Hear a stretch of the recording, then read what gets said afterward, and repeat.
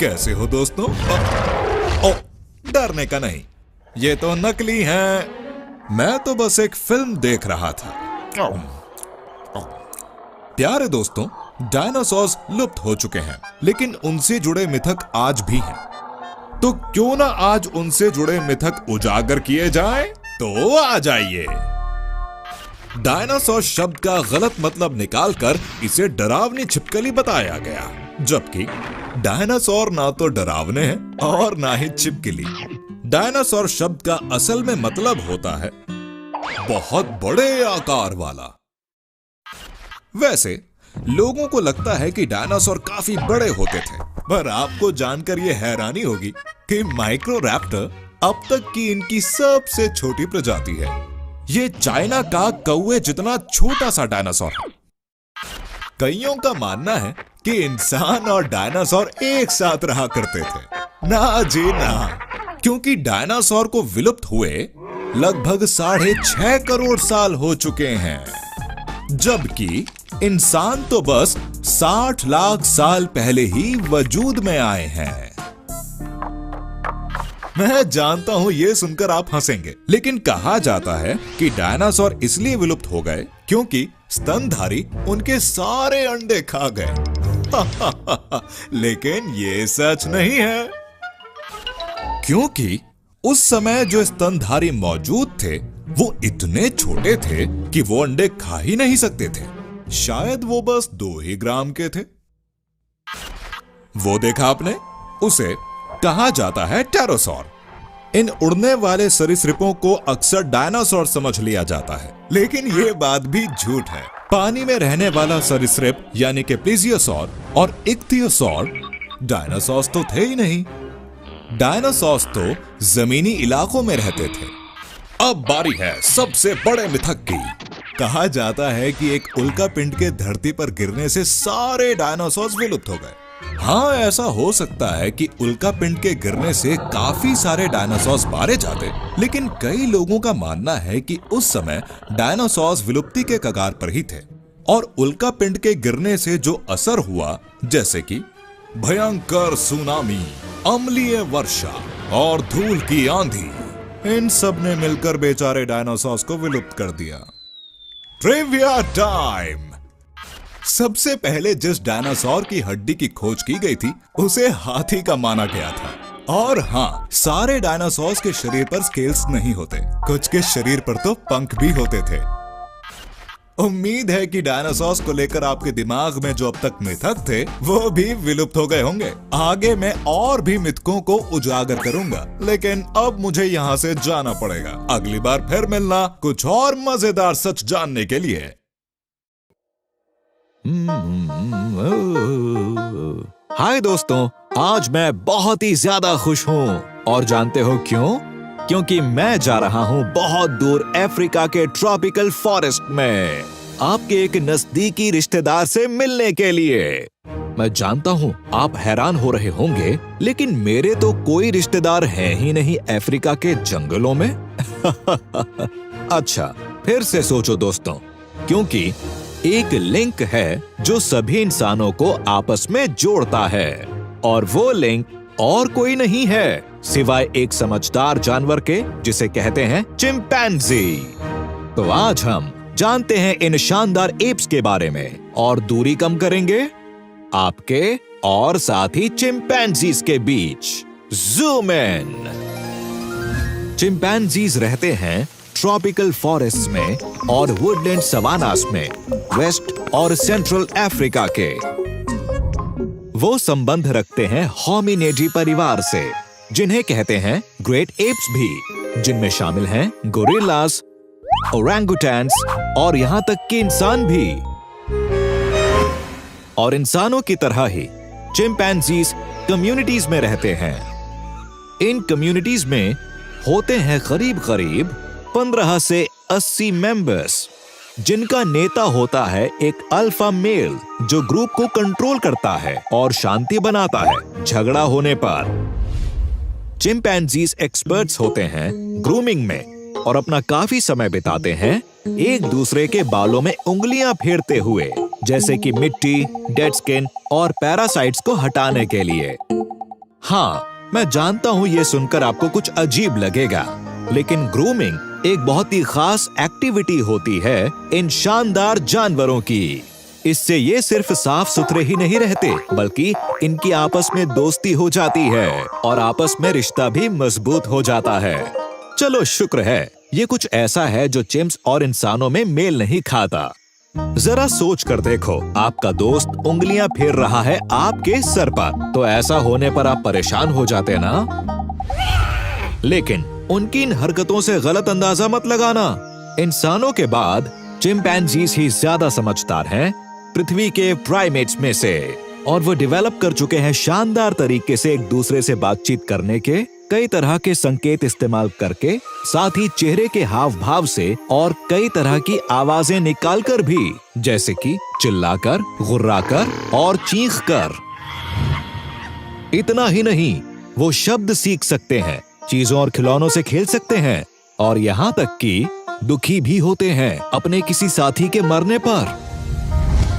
ये समझदार एप्स उन कुछ जानवरों में से एक हैं जो टूल्स इस्तेमाल करते हैं खाना जुटाने के लिए और काम करने के लिए, जैसे पत्थर से नट्स को तोड़ना, घोंसलों और पेड़ के तनों में से कीड़ों को निकालना, लकड़ी का इस्तेमाल करके, और पत्तों को छाते की तरह पकड़ना बरसात से बचने के लिए। वाह, ये तो वाकई कमाल है। Trivia time. क्या आपको पता है चिम्प्स और इंसानों का डीएनए 98.5% एक जैसा होता है? इतना गहरा रिश्ता है आपके और चिम्प्स के बीच। इसी वजह से आप में और इनमें बहुत कुछ मिलता जुलता है, जैसे कि चेहरे के हाव भाव, बड़े पंजे, अंगूठे और उंगलियां जो पकड़ सकती हैं। हमारा व्यवहार भी एक जैसा होता है, और हमारी तरह ही खेलते समय चिम्प्स हंसते हैं, प्यार दिखाने के लिए गले मिलते हैं और सीधे खड़े होकर चल सकते हैं। तो मतलब ये है, अगर कभी आपको कोई एप कहकर बुलाए तो आप गर्व से कह सकते हो, वो तो हम सभी हैं। हे दोस्तों, स्वागत है आपका अफ्रीकन सफारी में। मैं हूं आज तलाश में दुनिया के सबसे बड़े जमीनी मैमल की, और वो है एक शानदार, कमाल का, बहुत ही बड़ा हाथी। ओह, ये देखो, ये रहा वो दोस्तों। क्यों है ना ये बड़ा? बिल्कुल, बहुत ही बड़ा। पर आपको ये जानकर हैरानी होगी कि प्री हिस्टोरिक पीरियड में कुछ प्रजातियां सुअर और गाय के साइज की होती थी। हाँ, तो आज हम जानेंगे इस बड़े से जानवर की बड़ी सी दुनिया के बारे में, जिसे हम कहते हैं हाथी, और जानेंगे इनके एवोल्यूशन को। Zoom in. हाथी आते हैं एलिफेंटिडाई फैमिली में और प्रोबोसिडिया ऑर्डर में। इस ऑर्डर में और भी कई जानवर आते हैं, जैसे कि हाथी, हायरैक्सिस और सी काउस। आजकल के हाथी बहुत ही बड़े जानवर होते हैं। इनकी लंबाई 13 फीट तक की हो सकती है और वजन हो सकता है 6000 किलो तक। पर पहले के हाथी साइज में बहुत अलग हुआ करते थे, और शक्ल और सूरत भी। आज के हाथी कुछ अलग नजर आते हैं।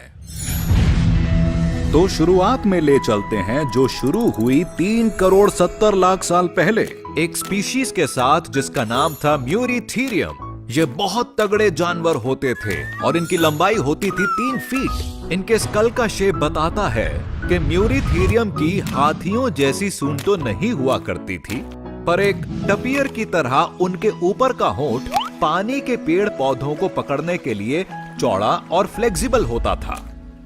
और फिर आए बैरीथीरियम, और सबसे जरूरी चीज जो म्यूरीथीरियम में नहीं थी, वो थे छोटे छोटे दांत, जो इनके ऊपर और नीचे के जबड़ों में आए।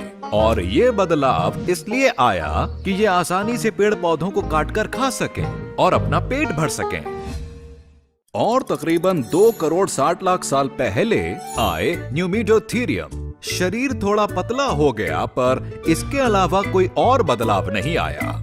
लेकिन जैसे जैसे टाइम आगे बढ़ता गया, इनका शरीर बढ़ा और लिम्स लंबे हो गए। इनके स्कल, दांत और टस्क का साइज बढ़ता गया, और फिर इनको एक लंबा सूंड आया और ये बन गए डेनोथीरियम, जो काफी कुछ आज के हाथियों की तरह दिखते थे, बस इनके दांत नीचे झुके हुए थे और नीचे के जबड़े में थे।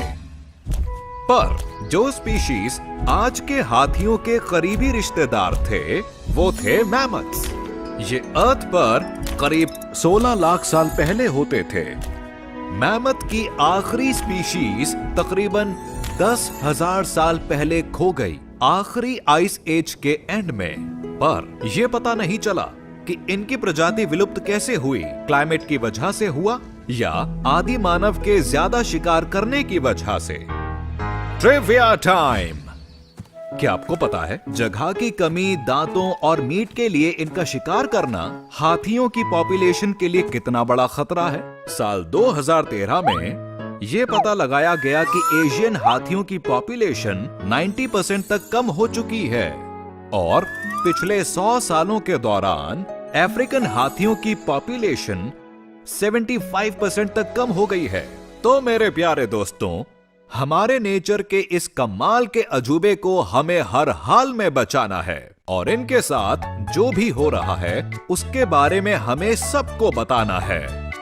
आज का एपिसोड आपको पसंद आया होगा तो अगली बार मिलने तक मैं आपका अपना डॉक्टर बाइनॉक्स ज़ूमिंग आउट। अरे जाने दो।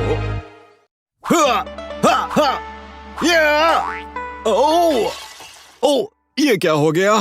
मुझे दूसरा जार रख देना चाहिए। आंटी के वापस आने से पहले ये उनका फेवरेट जार था।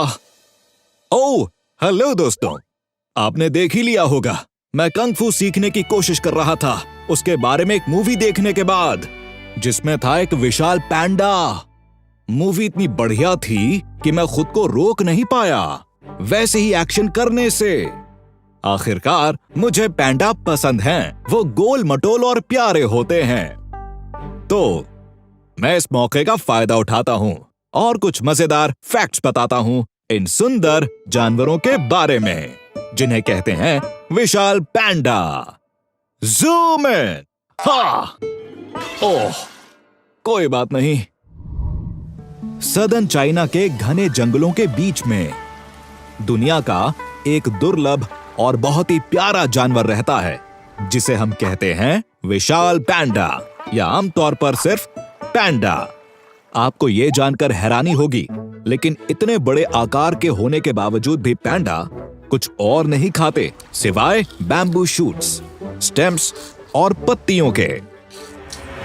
बहुत कम ऐसा होता है कि वो सब्जियां खा लेते हों, मछलियां या छोटे जानवर, लेकिन उनके डाइट का एक बड़ा हिस्सा बैम्बूज ही होते हैं और वो दिन के 12 से 16 घंटे बिताते हैं अपने पसंदीदा भोजन को चबाते हुए और बाकी बचा हुआ दिन सोकर बिताते हैं। उनकी जिंदगी का एक ही मकसद होता है, खाओ, सो और दोहराओ। लेकिन वो इतना ज्यादा खाते हैं इसलिए नहीं कि उन्हें खाना बहुत पसंद है, बल्कि हेल्दी और फिट रहने के लिए, क्योंकि वो पचाते हैं अपने खाए हुए खाने का सिर्फ 1/5वां हिस्सा। बैम्बू में ज्यादा पौष्टिक तत्व नहीं होते हैं, इसलिए बैलेंस बनाए रखने के लिए उन्हें बहुत ज्यादा खाना पड़ता है, अपने शरीर के भार का 15% तक। ओह, इसलिए तो वो इतने गोल मटोल और भारी दिखते हैं। एक बात जो अलग है पैंडा और दूसरे भालुओं में वो है कि सर्दी के मौसम में पैंडा हाइबरनेशन में नहीं जाया करते हैं, बल्कि वो जब मौसम ठंडा हो जाता है अपना ताम झाम उठाते हैं और पहाड़ों के नीचे अपने घर में चले जाते हैं कुछ गर्म तापमान में, और वहां भी बैम्बू चबाना जारी रखते हैं। पैंडा को जिंदगी के मजे लेने आते हैं। Trivia time. क्या आपको पता है पैदा होने पर पैंडा का रंग गुलाबी होता है और वो सिर्फ आकार में 15 सेंटीमीटर के होते हैं, यानी करीब पेन के साइज के बराबर। साथ ही उनकी आंखें भी बंद होती हैं और वो अपनी आंखें खोलते हैं जन्म के 6 से 8 हफ्तों के बाद। बच्चे आमतौर पर अपनी मां के साथ रहते हैं 18 महीनों तक। उसके बाद अकेले बाहर जाना शुरू कर देते हैं, जिंदगी को समझने और खाना ढूंढने के लिए। लेकिन अफसोस ये है कि ये सुंदर जानवर लुप्त होने की कगार पर हैं और अंदाजा है कि ये सिर्फ करीब 1000 ही बचे हैं घने जंगलों में। तो जो हम कर सकते हैं हमें करना चाहिए उन्हें बचाने के लिए, और ऐसा करने का एक तरीका है इस वीडियो को शेयर करना अपने परिवार और दोस्तों के साथ, ताकि जागरूकता फैले इन काले और सफेद जानवरों के बारे में जिन्हें कहते हैं विशाल पैंडा। हम फिर मिलेंगे, मैं यानी डॉक्टर बाइनॉक्स ज़ूमिंग आउट। हाया 7, 8, 9, मुझे उम्मीद है तुम सब छिप गए होंगे। 10, तैयार हो या नहीं? मैं आ रहा हूं। अरे तुम यहां हो पक्षी? नहीं नहीं, छिपने की कोशिश मत करो, मैंने देख लिया। और तो तुम यहां हो तितली। अब बस गिरगिट को ढूंढना बाकी है। अरे ये तो बहुत ही मुश्किल काम है। दोस्तों, इस खेल में गिरगिट को पकड़ पाना बहुत ही मुश्किल का काम होता है। वो अपना रंग जो बदल लेता है और आपको चकमा दे देता है। गुड लक डॉक्टर बाइनॉक्स, हम जा रहे हैं। क्या आपने ये देखा दोस्तों? गिरगिट को कुछ देर और छिपने दीजिए, फिर मैं आपको बताऊंगा कि गिरगिट आखिर रंग क्यों बदलते हैं। आ जाइए। गिरगिट अपना रंग बदलने के लिए काफी मशहूर होते हैं, लेकिन क्या आपको पता है वो ऐसा क्यों करते हैं? दोस्तों, वो ऐसा अपने शरीर के तापमान को ठीक रखने के लिए करते हैं, शिकारियों से बचने के लिए और दूसरे गिरगिटों को अपने इरादे बताने के लिए करते हैं। एक गिरगिट की चमड़ी में कई परतें होती हैं दोस्तों। बाहरी परत पारदर्शी होती है, इसके ठीक नीचे कुछ और परतें होती हैं जिनमें क्रोमैटोफोर्स नाम का पिगमेंट होता है, जिसमें रोशनी को प्रतिबिंबित करने वाले सेल्स होते हैं। हर स्तर पर क्रोमैटोफोर्स अलग अलग तरह के पिगमेंट के सैक से भरे हुए होते हैं। सबसे गहरी परत में मेलानोफोर्स होता है, जिसमें होता है ब्राउन मेलानिन। मेलानिन वही पिगमेंट होता है जो इंसानों की त्वचा को अलग अलग शेड्स देता है। इससे ऊपर जो परत होती है उसमें इरिडोफोर्स नाम के सेल्स होते हैं, जिनमें एक नीला पिगमेंट होता है जो नीली और सफेद रोशनी को प्रतिबिंबित करता है। इस परत के ऊपर ज़ेंथ्रोफोर्स और एरिथोफोर्स नाम के सेल्स होते हैं, जिनमें दोस्तों पीले और लाल पिगमेंट्स होते हैं। क्या आप जानते हैं दोस्तों, जब एक गिरगिट के शरीर का तापमान या उसका मूड बदलता है तो क्रोमैटोफोर्स फैल जाते हैं या सिकुड़ जाते हैं और उसका रंग बदल जाता है। गिरगिट आमतौर पर अपने दोस्तों से बातचीत करने के लिए तेज रंगों का सहारा लेते हैं। नर गिरगिट अपनी मौजूदगी दिखाने के लिए चमकीले हो जाते हैं और गुस्सा दिखाने के लिए काले हो जाते हैं। जब ये किसी शिकारी से बचना चाहते हैं तो हरे या भूरे रंग के हो जाते हैं और आसपास की जगह में छिप जाते हैं। Trivia time. क्या आप जानते हैं कि गिरगिट एक साथ एक ही टाइम 2 अलग अलग दिशाओं में देख सकता है? जी हाँ, इसकी 360 कोण की नजर होती है। दोस्तों, एक गिरगिट की जीभ किसी पर 0.07 सेकंड में हमला कर सकती है यानी बहुत तेज। तो आप मुझे नहीं ढूंढ पाए डॉक्टर बाइनॉक्स? जनाब, आप तो छिपने के खेल में बड़े उस्ताद हैं, इसलिए मैं आपसे मुकाबला नहीं कर सकता। अगली बार फिर मिलेंगे कुछ और मजेदार बातों के साथ।